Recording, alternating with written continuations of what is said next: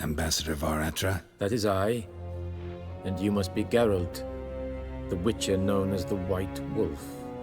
Or alternatively, the Butcher of Blaviken. Geralt's fine. Really. Yennefer suggested I ask you about current events, the war and so on. Of course. The Emperor's servants should keep no secrets from each other. If you will, let us approach the map.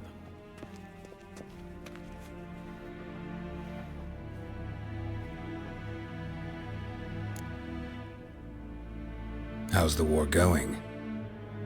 I mean, apart from the fact that Nilfgaard's triumph is imminent. I assume this to be a private conversation.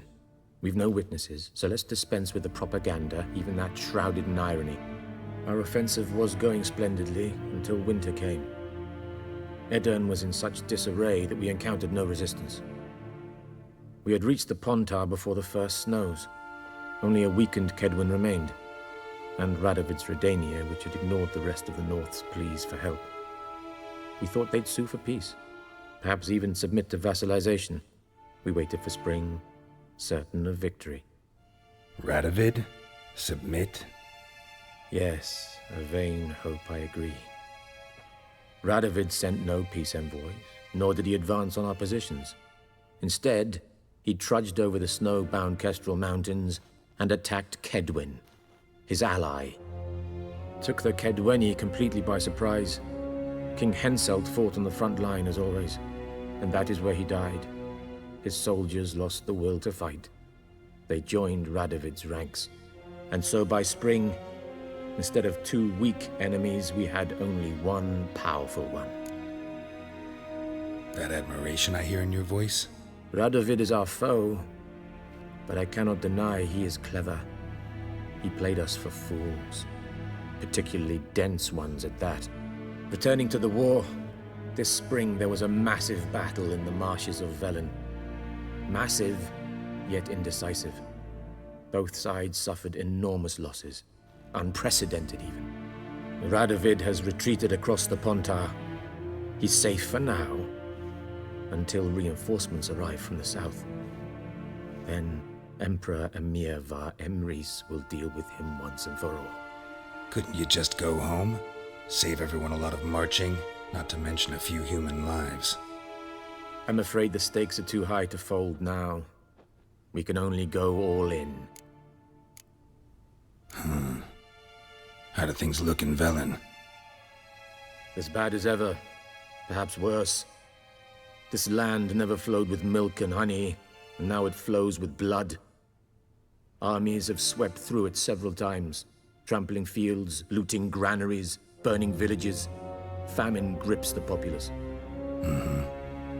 So how's ruling that earthly paradise going for you? Not well, to be honest. Our forces are spread thin as it is, and Velen is chiefly swampy forests that are difficult to control. We've had several patrols never return to their camps.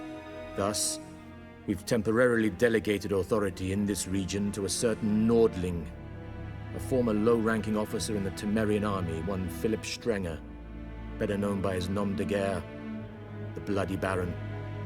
I advise you well. Avoid him. Any news from Novigrad? Is the free city still free? Yes, although everyone knows this won't last. Radovid is in Oxenfurt, and the Emperor is here in Vizima, at Novigrad's doorstep, both. And both require coin and ships, and Novigrad can provide these. Which is why the mood in the city is rather, well, on edge. Meaning? How do men deal with fear? They seek reassurance and scapegoats. The Church of the Eternal Fire understands this perfectly, and so it promises to improve the lives of its flock by pointing out the guilty. Who started the war?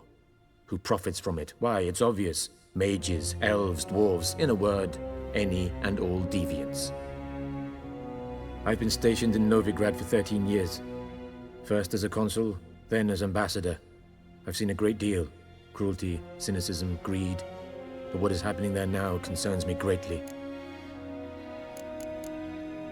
What's new in Skellige? Nothing. The islanders pride themselves on that, don't they? Doing everything according to tradition, as their forefathers did. And like their forefathers, they quarrel with each other, pillage, occasionally attack our transports.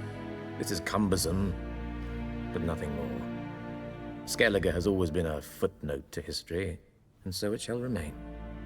Sound awfully confident. What if King Bran manages to unite the Jarls? Lead all the clans against your fleet? King Bran is a feeble old man. From what I know, he barely remembers the names of his own vassals. Uniting all might prove difficult.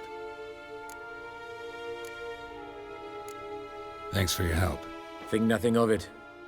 May the great sun light your path.